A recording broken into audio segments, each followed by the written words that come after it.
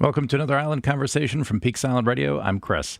Today I'm pleased to be joined by Bill Anton. He's the new principal over at Peaks Island Elementary School. He talks about his background, about his approach to education, what he thinks of Peaks Island and Peaks Island School already, and we discuss some plans for the future as well, including how Islanders can get involved and help the school. What you're about to hear is the full, unedited interview with Bill, talking about his time growing up in Northern California and how he eventually wound his way to Maine.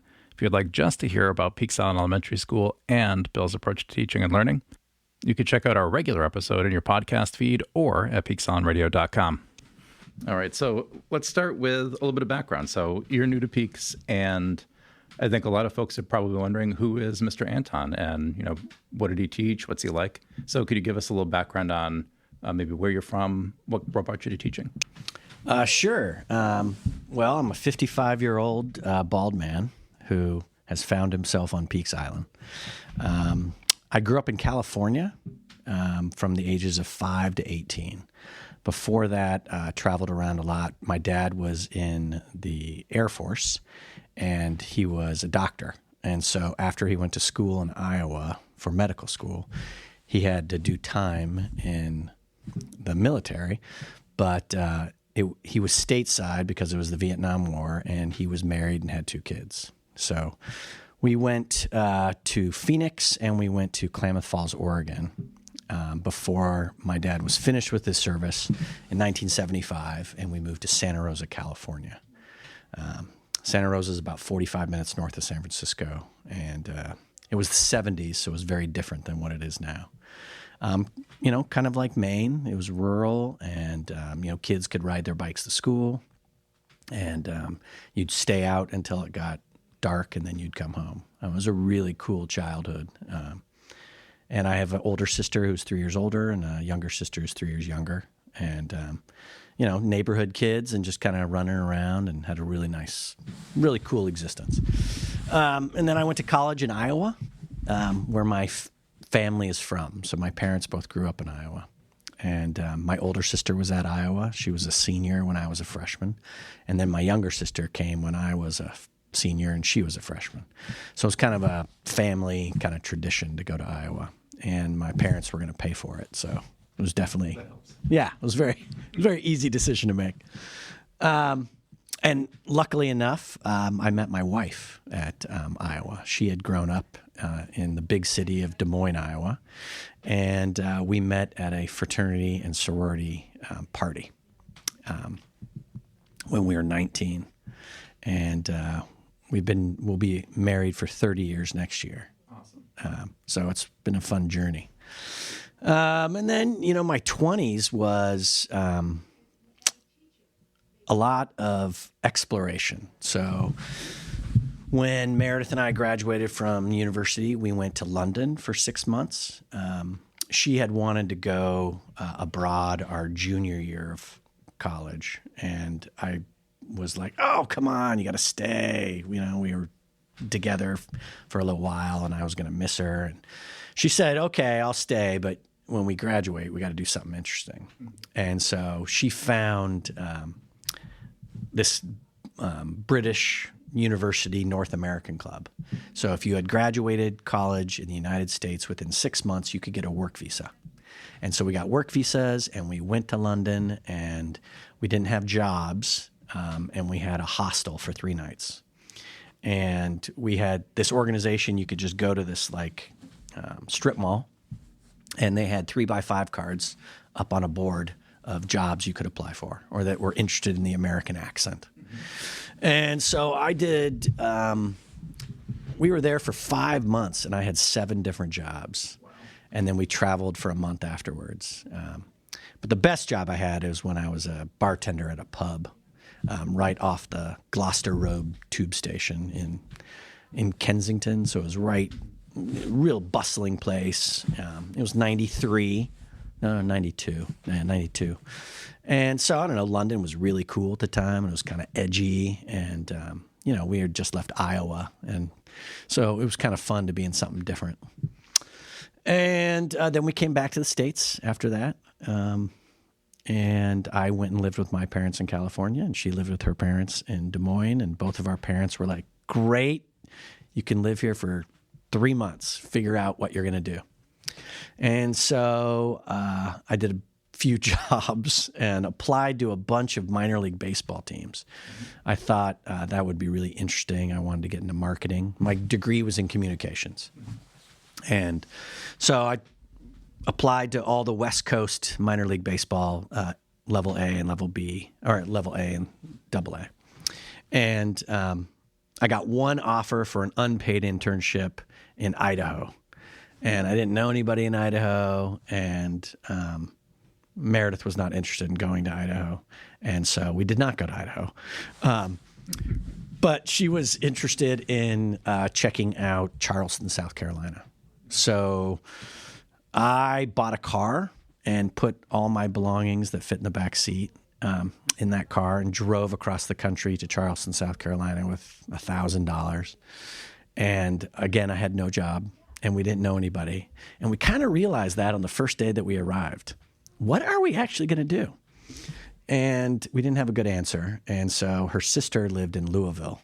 So we called her up and asked her if we could live with her for like a week where we could catch our breath. And so we moved there, and I found a place renting a room in a house and got a job as a waiter at a place called the Silo. And Meredith stayed and lived with her sister. And we were trying to, we were 23, 24 at the time, trying to figure out our lives. And I don't know, those times in your life, connections are made, you meet people, things happen. And so I was playing sand volleyball at a bar, and I met these two guys, and one guy had a brother who lived in Atlanta who worked for CNN Sports when CNN was trying to challenge ESPN. And he said he could get me an internship, unpaid, if I moved to Atlanta. And so I moved to Atlanta and lived in his basement and worked during the day at a cafe. And then at night, I would cut video. So it was kind of like the summer. I would cut video for baseball and watch a baseball game and then cut 15 seconds of highlights and then write down what I thought the anchor should say. And I'd give it to my boss and they'd make the changes. And, sometimes like 60, 70% of your words got on air. It was kind of cool. And then from 1 a.m. to 4 in the morning, the interns got access to the studio, and we would practice our craft because we all thought we were going to be the next great announcers. And I was not good. I thought I would be good, and I was not good. So that was a nice little splash of reality. But, I was in Atlanta and, again, meeting people, and I met a guy who owned a health facility in CNN Center. It was gigantic. It was like 50,000 square feet. And, they took care of the Hawks and the Falcons and the professional teams in Atlanta. And I got a job as a salesman for health gym memberships, basically. Gym memberships. And enjoyed that. And that was fun. And then Meredith moved down. And we got an apartment. And she was trying to be an actress. And so we were kind of just, living our lives and paying rent. And one day I gave a tour to a woman who had started her own private investigation company, kind of under the idea that most people that were in private investigation were ex-military or ex-police, and almost all male. And she was a journalist for Southern Living. And she knew some friends that were attorneys, all defense attorneys, and they needed somebody softer to do some interviews. Yes. And so she created her own company and worked for these friends of hers and then kind of built her business. And she was looking for a counterpart that was male, that was a little bit more disarming, and that was younger. And so she offered me a job. And so I left the health place and started working with her. And that was interesting, but basically what I did is I would go re-interview people and try to get them to say something different than what was in their official statement. And just by having conversation, I'd go to the jail and talk with people. It was felt like a movie. I'd bring like a carton of smokes and give guys money for the credit that they could spend, and just talk to them long enough so that they said something different than what they said in their police statement or whatever. Then I would just type that up and I'd give it to the attorney, and then none of my work ever came to light. It would just, the attorney would talk to the other attorney, say, this is what we're going to do. This is how we're going to discredit this person. And I was making pretty decent money, but I realized that what I was good at was helping other people not have to pay for what they did that they probably should have to pay for. And that didn't feel good. And so I really wanted to get out of that. And so by that time, Meredith had gotten a couple acting gigs and was working for a production company. And one day, a couple guys came in from the production company. It was about 96. And they were really excited about the internet, because the internet was just, starting to happen. And Atlanta was kind of a decent-sized advertising city. And so they were trying to figure out what their niche was with the internet and advertising. And what they realized is that firms didn't want to start up their own internet portion or department, but they'd more than willing bring in a couple guys to talk to their clients about how you can expand using the internet and make some money off that. Because they're like, it doesn't cost us anything, we're not paying for anybody, and we get a cut. And so these guys were looking for salespeople, and I was looking to get out of being a private investigator. And so I hooked up with them, and again, they weren't making any revenue. So I was working from like 4 a.m. till noon at a coffee place. And then I'd go work for them from like 1 to 7, because a lot of it was like going to happy hours and trying to meet other young people in Atlanta that might be working for an advertising firm. Hey, man, we could probably solve. So just a lot of networking kind of stuff. And then I became their first employee. So it was 2 dudes, and then I was their first employee. And I got a little equity in the company. I mean, it was worth nothing, but it felt exciting. And then the company we started hiring people. We got a bigger office, and so I was like, I'd really like to, see that in writing of what I've been promised for my equity. Because I had a letter from them, and but they were just kind of very pulling back, like, it'll all happen. Luckily, the guy that I used to play volleyball with in Louisville, whose brother was in Atlanta, was an attorney. And so I went out and had a couple beers with him, and he's like, oh, okay, I'll write a letter to him. This is how we'll do it. And so I remember having this tense lunch with my boss and saying, I have an attorney, and we had this kind of game of like, are you quitting? Are you firing me? Are you quitting? Are you firing me? And then I eventually just gave him this letter from my attorney, and I went and cleaned out my desk and just assumed I was not going to be retained. And at that time, Meredith had kind of run the course on acting and had really gotten into her passion, which is writing. And she really wanted to go back to get her Master's of Fine Arts in Creative Writing. And she had found a really good program in North Carolina. And so I was like, okay, let's go do this. And so I remember we visited her parents, who were living in Savannah, Georgia. And we went up over Thanksgiving and just drove up the coast to Wilmington, North Carolina, where this university was, University of North Carolina at Wilmington, and spent the night on the beach in a very inexpensive hotel, and said, oh, we could absolutely make this happen, because we needed to live there so we could get in-state tuition so that she could go. And so we moved. We didn't know anybody. Again, the perennial $1,000 in my pocket. And I got a job as a waiter at a microbrewery in downtown Wilmington. And she worked for temp agencies while she started writing her application.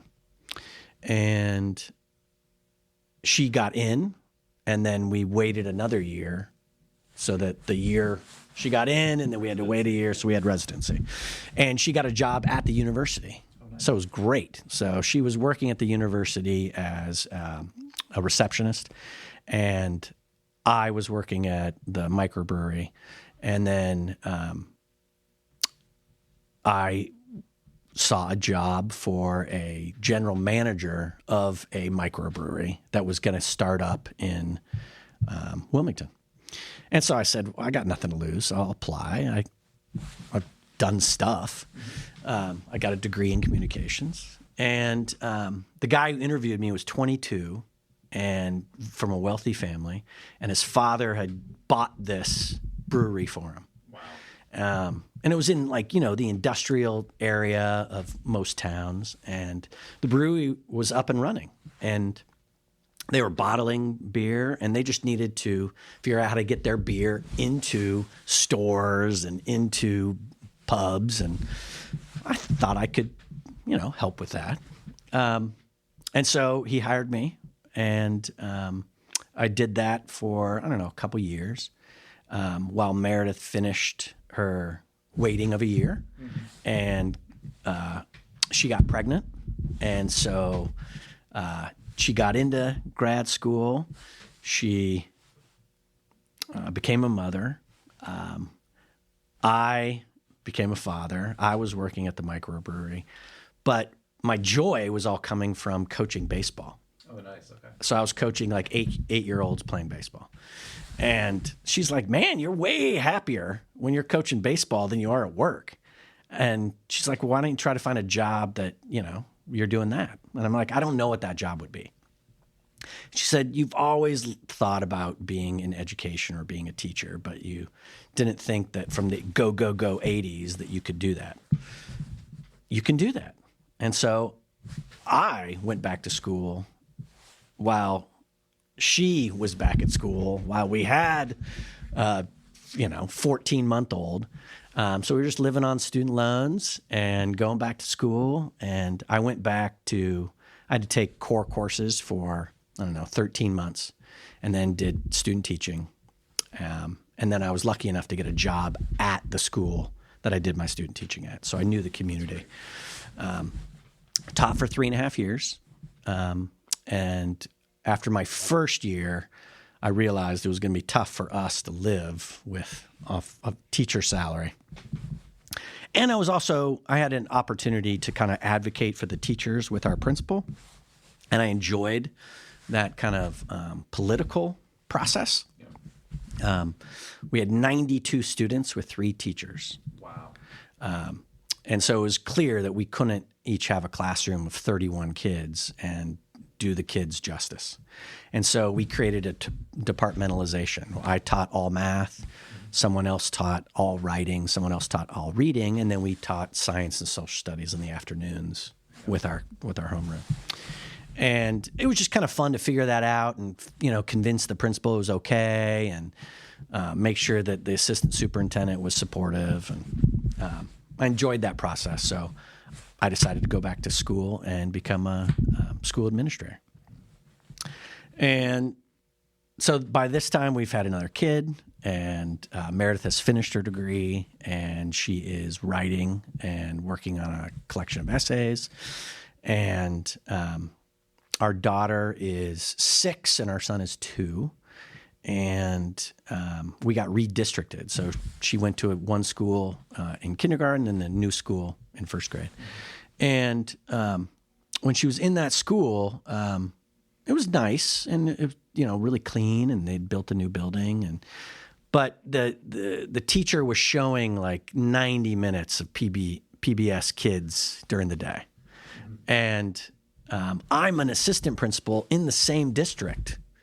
And so I thought, I can just go talk to the principal and be like, this is what's going on. Can we talk about, is this normal? Is it just weird? What? No, that's what happens. And we're very proud of it. And we think it gets us good results. And I was like, oh, okay. So then we took our child out of school and homeschooled our child.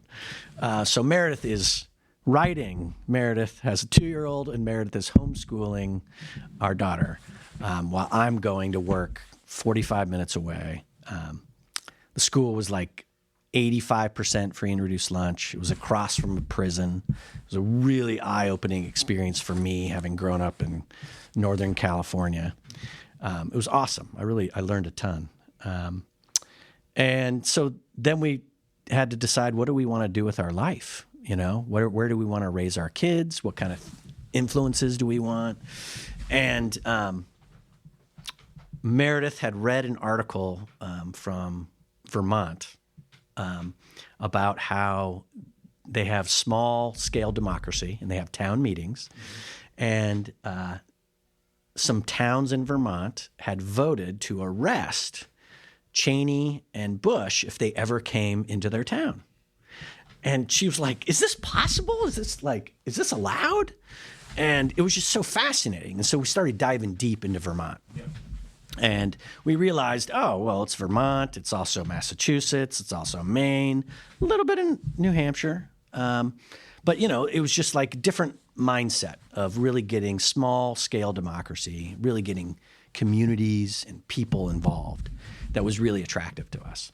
And so I came up and applied, I don't know, I came up for like a week and had like 10 interviews, drove across the state, didn't get any of them, got called back for a couple, went back to those couple, tried to find some others that matched. Eventually I got offered a job in southern Vermont in a little town called Whitingham to be an assistant principal for a elementary school that was K through 5 that was in the same building as a middle school that was 6 through 8 that was 2 towns combining for that. And I was the assistant principal for the whole thing. Mm-hmm.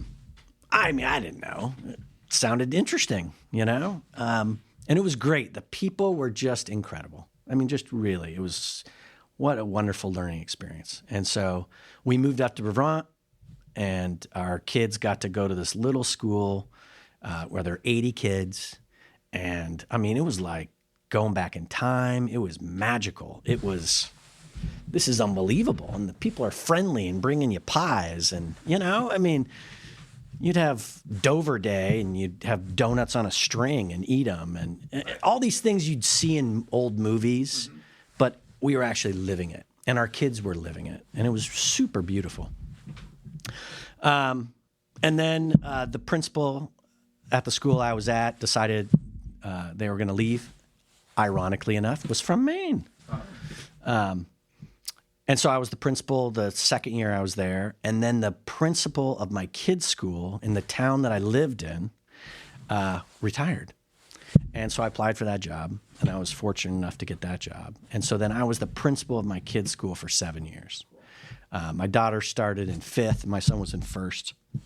So I got most of his elementary years and just a couple with her. But it was great. It was great. I mean, it's a fishbowl because you live in the town in which you are serving. But again, it's Vermont. It was a lot of small-scale democracy, a ton of kindness and community. And it was a beautiful time. And then a couple years after my son had left elementary school, the superintendent of the system retired and suggested that this might be something I would like to try. I never really thought about it, but it seemed semi-doable in the sense that it was only 1,000 students. It was over 10 different towns, 8 schools. It sounded like, oh, that could be an interesting challenge. I was in my mid-40s. And so I applied for that job, and I was fortunate enough to get that job. And I did that for 7 years. And right in the middle of that happened COVID, which was, wow. I mean, that was really intense. And it's really intense in a small place. I mean, it's intense no matter what. But being in a small community where there's 8 different school boards that have 8 different ideas about how to navigate a global pandemic, it just took a toll on me. It was stressful. I just felt like I was constantly disappointing people. I couldn't make one decision without another group of people really being angry at me. And it just, it started weighing on me. And so our daughter had already gone to university in Canada, and our son was getting ready to go to university. And so Meredith and I started dreaming about what do we want to do once our son goes. And so we came up with this concept. We wanted to create a new nest rather than an empty nest. And we'd been traveling to Portland for, about a decade. And our daughter ended up, after going to school in Canada, ended up in Boston. And so it made sense to kind of look in this area, especially because our son was in Halifax. And so Portland was kind of in the middle. We had been to Portland a couple times. I was more interested in getting back closer to students than the bureaucratic political world. And so we looked around for a job, and I was lucky enough to get a job at Rowe Elementary in Portland, almost in Westbrook. Fantastic school. It was newly built in 2018. And they had gone through a series of principals. I think I was the 5th principal in 7 years or something like that. And I understood why after I took the job. It was a challenge. I mean, unbelievably talented educators, unbelievably dedicated parents, really engaged students. But, there was just a lot of challenges in navigating so much. There's just a lot of moving parts. There's a lot of things that interact with each other. And it was getting pretty stressful for me. And so I met with my assistant superintendent, and I was just like, I don't know, I think I might look for something maybe outside of education. I don't know what my journey is going to be, but I do know that I need to give you guys enough time. So I let them know in January of last year this would be my last year, because I just needed time to explore and think of my thoughts. And initially I thought, maybe I can get something out of education or a little bit of education periphery. Maybe I'll work for the Maine Department of Education or something like that. And I kind of dipped my toe into those kind of things, but nothing was really engaging for me or was really connecting.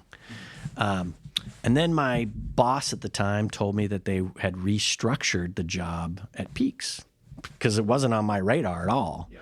I did not want to teach a class all day and then also be responsible to be the leader and principal that a school deserves. But once she told me that, I was like, oh, wow, that could be interesting. And then it just kind of started cycling because I was like, oh, that reminds me of being in Vermont and small scale. And I came out, and my wife and I just walked around for a day and rented bikes and just to get a feel. And I was like, oh, this feels like a small town. And I know what that's like. And I enjoyed that. And so I applied for this job, and I was very fortunate to get this gig. And man, it's been a great run. I mean, that was in May. And so it's been 5 months. A ton has happened, and it is just, it's beautiful. It's just really, really cool. Awesome. Yeah. I'd love to hear your thoughts on, coming to PIES, maybe over the summer, getting acquainted with the school, meeting the staff, meeting some of the kids, and just what your first observations really were of this place. I know you compared it to Vermont, so if you have any little sort of insights into how maybe, this is a weird difference, being on an island versus being in a rural school in Vermont. I mean, it feels like you're going through a portal of time when you get on the ferry. Mm-hmm. I mean, I feel like I'm leaving one time period and I'm coming to another. And I had to think about that and do it a few times, but it's true. I do. I feel like I get off the ferry and I'm back in time in the best way. Mm-hmm. Like simple, like kids are riding bikes and people are talking to each other. A huge thing I noticed when I would come pre-summer, no one is looking at their phone. Yeah. People are walking, their faces are up, they're looking to connect with other humans. During the summer, it was different. Now I realize why. It's because there's a different population that's here during the summer. But I noticed it again in September. It was like, I'd get off the ferry and I'd walk to school and you see people's faces. Yes, yeah. And it's magical. I mean, so that's one, is just you feel like you're going back in time. There's something cool about crossing water to get to where you're going to be for the day. I don't know what it is. I probably should look deeper into it. But it's like there's a cleansing and there's a leaving behind and a going towards. And so I really feel like I get to dive in the moment I arrive on the island into the PIES world. And then I get to kind of leave and have a different world, which is really restorative for me. It's wonderful for Meredith and I. And so that's unique. So that's not a small town. A small town is still tethered and connected. Here, it's like I get to come, I get to experience, I get to visit, and then I leave, but then I come back and I get to do it again. And for me, that rhythm is really, really cool. The adults are slower. They move slower. They don't talk fast. They're really thoughtful. I mean, here's the irony is they talk really slow, but if you mention you've got to catch the ferry, they'll stop the conversation in mid-sentence and be like, okay, see you later. And I'm like, oh, this is great. Everybody understands that the ferry kind of dominates your life. So you can have these like really nice conversations for 4 minutes and then it can just end and you can pick it up or not pick it up and it's okay. So yeah, the adults just kind of move slower. They linger in the best ways, like linger in conversations, linger in thoughts. They're not trying to be efficient. They're trying to make connection, or they're just making connection. That is super unique. It's really needed nowadays, and I appreciate every little moment of that. I'm fascinated with like AI and all that stuff, and it's so interesting that I'm reading and thinking about AI, but then I get to experience something that's so different from that. Mm-hmm. Yeah, I want to hear, as an educator, what you think that is like for the students and the kids, really, of those adults, right? Like, what impact do you think it's having on kids growing up on PIES, where they're kind of growing up, like you said, in almost like a different time? Well, it allows them to percolate and to gestate in an unpressured environment, which is really unique nowadays. We try to use money to do that, to create bubbles. We try to, gated communities and private schools or private communities and wealthy enclaves or rural, we're just going to support our community. All those kind of things, I think, are kind of deep to the core of human beings. But kids here just get it. They don't know any different. That's what's so cool, is they think it's absolutely normal to talk to every adult they see. They think it's absolutely normal to play with a kid who's 5 years older than them or 5 years younger than them. They listen, they learn, they read. Okay, that's a big thing. They all read. When I talk to my relatives, like in the West Coast, I'm like, they read and they ride bikes and they move slow. And most people will be like, yeah, that reminds me of my childhood. And I'm like, yeah, you were in Iowa in 1961. No wonder it reminds you of that. But it's modern. It's not hidden away. It's not participating in the world, but it's valuing kind of a slow childhood. I would say it kind of values a slow childhood, but an independent childhood. Kids here are safe. They feel safe, but they explore constantly. And so that really sparks their curiosity. I just love the curiosity of the kids. They'll talk to you about stories they're going to do. They'll talk to you about art they want to do. They just built fireworks because they thought that was a cool thing, and their parents are like, yeah, okay, let's figure it out. Let's order these chemicals. All right. I don't know. I've never been in a place like it. I don't think it's comparable to any place I've ever been. But I can imagine how a child who grows up here is going to be fully fulfilled in knowing who they are, being confident in who they are, and being able to work hard and be curious towards whatever they want to go for, without the FOMO, a fear of missing out, or really, and maybe it's because I'm not working with middle school or high school kids, but not having technology dominate their lives. Mm-hmm. technology is part of life. I get that. But man, it doesn't dominate these kids' lives. They would rather pick up a book than they would pick up an iPad. And I think that's a testament to this environment that's been created here. Nice. Yeah. Yeah. And it's so interesting to hear you say that as somebody who is coming from the mainland, and also who's, so I think instrumental to the way that kids develop. And I wonder if when you come out here, when you look at these first couple of months and then look ahead, if that gives you any sort of, enthusiasm about what comes next. Like, what do you think you can do with this school and with this community of young people, sort of knowing that you've got that community around them? Well, it's really about empowering the kids. It's about tapping into and listening to what they want to accomplish and what they want to make happen.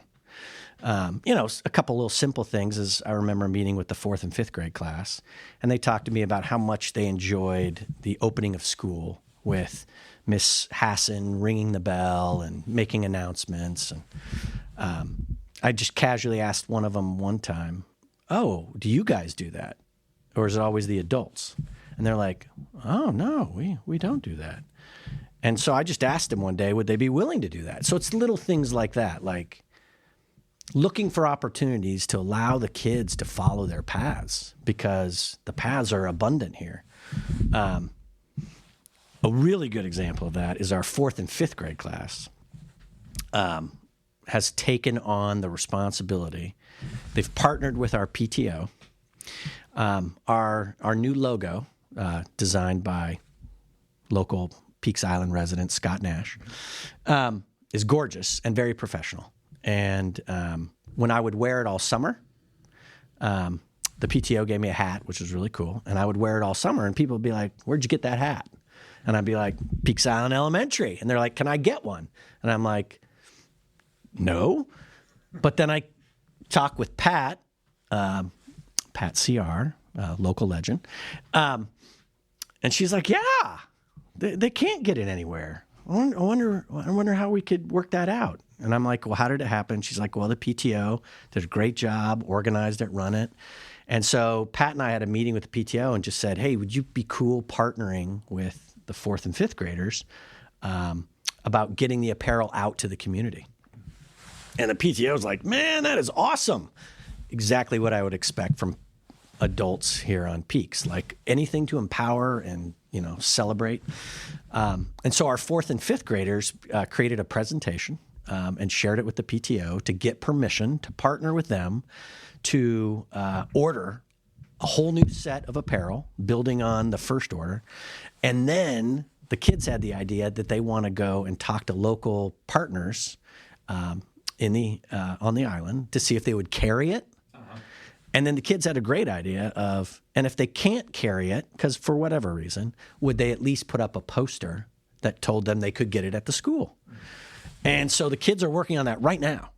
And they're working on an order form, and because their goal is to get all the apparel ready before the holiday season. Super. So I think in the next 2 weeks, we'll be doing an internal order here, and then we're going to just over order and have surplus. And then the students are going to go start approaching people on the island. Would you be willing to either have some of the stuff here, or would you, have some marketing materials? So I think that's a great example of the kinds of things we can do. The mini boat project, which I had zero to do with, but that's a great example of how the adults listened to the kids and empowered them to create an adventure, really. And now we're doing a thing called Island as a Classroom, which we had 4 or 5 of our adults wrote a grant and submitted it to the Peaks Island Fund, got approved. And we're in the midst of it right now. So we've been doing it for like 2 weeks. And to kick it off, we had our artist partner, Daisy. I don't know Daisy's last name. Daisy Braun, yeah. Okay. Very talented. And Mark, or Professor Mark, came over from, he lives on the island, came over from St. Joseph's, I think. Yes, yeah. And taught the kids about how to discover things in the ocean. And he had these really cool nets, and they were scraping them in the ocean. And they were finding microscopic animals. And the kids got to look in microscopes and see them. And then what Daisy's doing is taking what they've seen and allowing the kids to make art from that. So like I was with the kindergarten class, and they had newspaper and blue tape, and they were making different little things that they had seen under the microscopes. It was just the coolest thing ever. It's just, and so the people here get it, and the people that are working with kids get it. And so my job is to just continue to accelerate that, empower that, enhance that. I mean, I get to be creative. I get to be supportive. I get to make connections. So I mean, I'm thrilled that I get to do all this stuff. But really, I mean, your question was, what kinds of things can we do in the future? It's really up to the kids and our own imagination. What do they want to make happen? Because really, we can make most anything happen. The community's so supportive, and they want these kids to succeed. But what I love about this place is they listen to the kids. And so I'm trying to figure out how to listen more and more to the kids so that we can figure out more and more what they want to do. And then how do we make that a reality? How do we connect that to the larger community? That's one. And then another one is coming from the mainland, having worked in Portland public schools. I didn't know what was going on at PIES. You know, it was just like, oh, that's a nice little thing. It's a nice little island school. Well, you get out here and you're like, well, all these kids should have an opportunity to have this kind of experience. You know, I mean, the kids that I was with at Roe, some of them have never been to the beach. Some of them have not been to the coast. Some of them, you know, we need to open that opportunity. And so one of my little pet things is trying to connect mainland PPS to PIES. Field trips. We're doing Wabanaki studies. Isn't there a way to formalize some Wabanaki studies here on PIES Island? Our kids that are in middle school can be ambassadors. Our kids in high school can be ambassadors. They know the island. I just imagine, you know, a group of kids coming over from East End Elementary School and getting toured by our kids, and things are pointed out, and then they get to explore and experience. So I'm hoping that we can make those kinds of connections. And then I'd kind of like our kids, as they get older, to get a connection to the mainland, because they're going to go to middle school there. Right. You know, I don't want them to go in blind. You know, like Roe Elementary goes to King, or 50% of them go to King.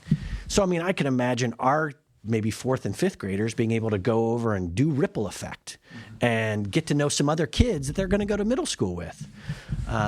If we're going to get really pie in the sky, I would love to do like a fortnight on the island where kids get to come for 2 weeks and get to experience what this is like.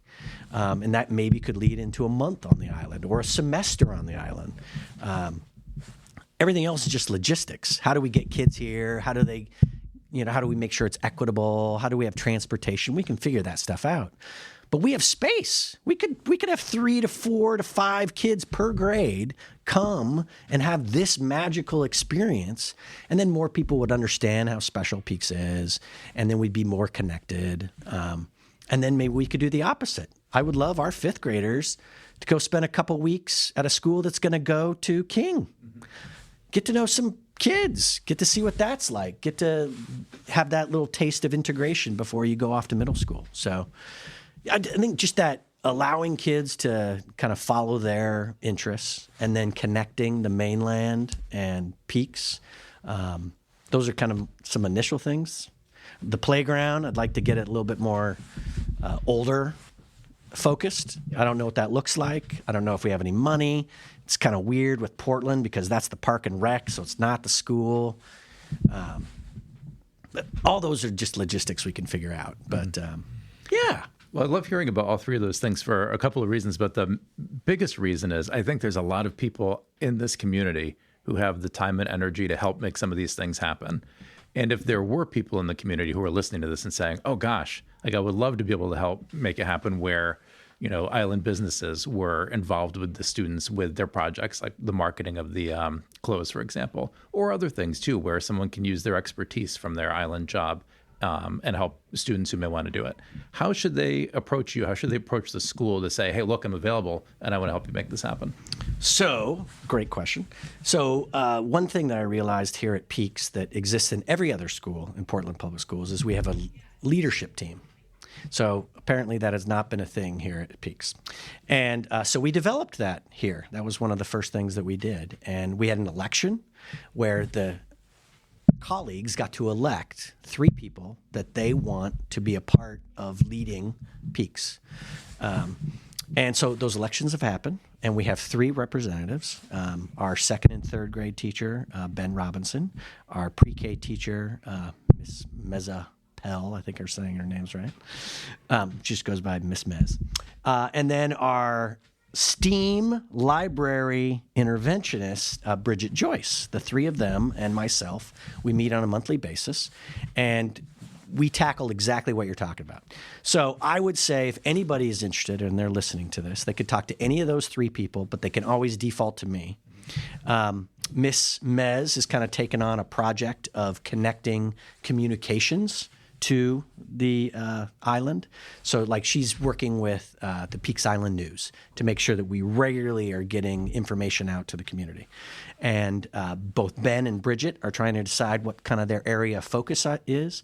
And so I would say any of those 3 people or myself, we will find a place for your energy to be a part of PIES, because PIES doesn't exist with that energy. And so we want it to be a cyclical, an exchange back and forth. So yeah, antonb@portlandschools.org. Easiest way to contact me. But you can always just call the school. So we've talked a little bit about vision in terms of students driving their interests. We've talked a little bit about back and forth with the mainland and connecting with the mainland, which is great. And then also some, I guess you'd call it more like facility stuff with the playground. When it comes to academics, what's your approach there, working with teachers and driving students forward in terms of academics? Well, this is my 24th year in education, and so it took me a while to learn this, but the first thing you want to do is do no harm. So I am in classrooms. I meet with every teacher every week. We have a formalized meeting, and then I'm in classrooms all the time. Because I am trying to observe what is happening here, and I don't want to disturb or disrupt or dismantle anything that is positive that is happening. But I do think that I have the ability to ask good questions. Why are you doing this? How did you decide to make this happen? What would be possible if we did this? What would it look like if I asked you to go beyond that? So I think my role is to understand what is going on here, because it's truly outstanding. I mean, we only have 40 students, so I can't really talk about very specific data points because it would be too small of an N to. But let me just say, over the group of 40, because that's large enough, these students are outstanding students that are learning in authentic ways, in deep connection with their teacher. Our teachers are outstanding. They are continuous learners. During my interview, one of the common questions was, when are you going to be talking to us about instruction? When are you going to be visiting our classes? When are you going to be looking at student work? They want that. They want to be in community with other educators that want to rise up what is currently happening and deepen it and expand it and make it happen. So the academics here are outstanding. They are well-rounded. They are not rote. They are individualized. They look at the student's strengths and play to that, while still delivering a nice foundational curriculum of Common Core standards, which are research-based and really good for kids to know. But all kids learn in different ways, and they present in different ways, and a school of this size allows for that individualization uniquely. It really does. So, I mean, it's just taking what we're doing and building upon that, and me being kind of going back to my investigation roots, just paying attention, asking good questions, supporting our teachers. I mean, just simple things like, a couple of our teachers were like, it would be really helpful if we have all this curriculum that is connected to technology, but it's really hard for us to use technology. It'd be really nice if I could just hit a button on my laptop and it would show up on a screen. Well, that happens in all the other schools in Portland Public Schools. So sat down with Pat and we figured out a way to make that happen. And so any teacher who wants that now currently has that. And that's little, but that just empowers our colleagues more, which makes it better for kids. And it's used really not in a passive way. It's very particular, very specific. We're going to do this. We're going to listen to this. We're going to watch this because this is part of our learning plan. Not going back to my earlier example of it's time for PBS Kids, and we don't want Caillou on at 10:30 in the morning in a public school. No offense to Caillou. So I am thrilled about the kinds of stuff I get to do academically because we have phenomenal teachers. We get to have real instructional conversations, and my job is to put my colleagues in a position of success and put the students in a position of success and advocate for what we need to continue on that path. And that's exciting. That's really exciting. Yeah, it sounds exciting just listening to you talk about it. One of the things that it seems has been a little slow to transition to the island as well from mainland schools is the EL curriculum. And I'm wondering if for parents who might not know sort of what to expect with that as their kids come home and start talking about, those sorts of projects, what is that all about and how can parents sort of support that process too? So EL is really based on the idea of students learn through an expedition, through an actual dive in. So that when I was talking earlier about Professor Mark coming over and actually diving in and looking at the ocean and imagine if you went beyond the art and you actually studied what those microorganisms are and where did they come from and what's their habitat like and how does weather affect that? That is what EL's trying to get to. It's really trying to get to expeditionary learning. Now, there's a lot of different ways to get there. And it also is based on the idea that we want every kid to have kind of the same background knowledge. And so it can be a little dense in the beginning because you're trying to get everybody to have the same background knowledge before you kind of dive into those expeditions. And then you want to try to make the expedition as personal. And sometimes when you're doing a curriculum, it's less personal because you're doing what the curriculum is asking you to do. But we're now going into year 3 of the implementation. And so the deep thought that our colleague teachers have done and the exploration of going through it a couple times, they know now how to prioritize, how to purge, how to really get a pathway for their students in their grade levels, and how those work the best. And so, I mean, if I was a parent, I would say keep asking questions of the teacher. How is my student learning? What are you trying to accomplish? Because the teacher will tell you, and they're very deeply knowledgeable about it, and they're excited about it. I mean, they are incredible instructors. So, I mean, it's an art and a science, right? The curriculum is the science, and the art is the teacher. And you want those both to kind of play together. And I think, just from my viewpoint, being in the 3rd year of that, I think it's starting to become more and more natural. And so it's becoming more and more of the teachers rather than the curriculums. And I think that will continue to evolve as time goes on. And our students do really, really well. And so what the teachers are doing is successful. And so if it's a little different or if it's a little bit approached in a different way or different things are emphasized, my colleagues at Portland Public Schools understand that's fine because we all get to different ways in different places. And when the students are really demonstrating that they're learning and they're engaged and they're interested, then there's a lot of energy to learn about what's going on rather than worry about how it's being delivered. So yeah, I would just encourage parents to talk to their kids, talk to their teachers. But I mean, I think there's some really good foundational work in there. And I think our teachers, I'm going to do everything I can to make sure that our teachers get to do what they think is the right thing to do while still following our agreements of being a part of a larger system. And I think there's definitely ways to do that in a way that everybody's happy and successful. Yeah, that goes back to your comments before about how, PIES is such a small school that you really can individualize things. And it kind of sounds like that's what you're talking about here, where, hey, we can take this, thing that we're all in together. Yeah. And then we can also make it fit the specific needs of the school and the kids.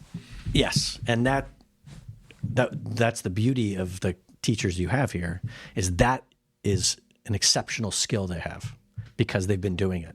They've differentiated. They've gone fast to go slow. They've gone slow to go fast. They have small groups. They have large groups. They're not rushed for time. They're not overwhelmed with 25 kids in a class. That when you have 25 kids in a class and you have a very strict schedule, because you're interplaying with a lot of other moving parts, it's necessity, and it can be highly successful. We don't have that requirement here. And so there's a little bit more flexibility with stretching things out, or we'll pick that up tomorrow. And my colleagues here are really good at that without ever losing the capacity for what is important for student learning. So that's fun to watch because I don't have that skill. I tell people all the time, I only taught for 3.5 years.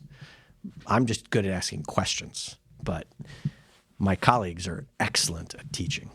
That's a great note for me to end on. Is there anything else that you want to share with the island at this particular moment? We can obviously come back and do this again, do some updates, deeper into the year. But anything else you'd like folks out here to know for now?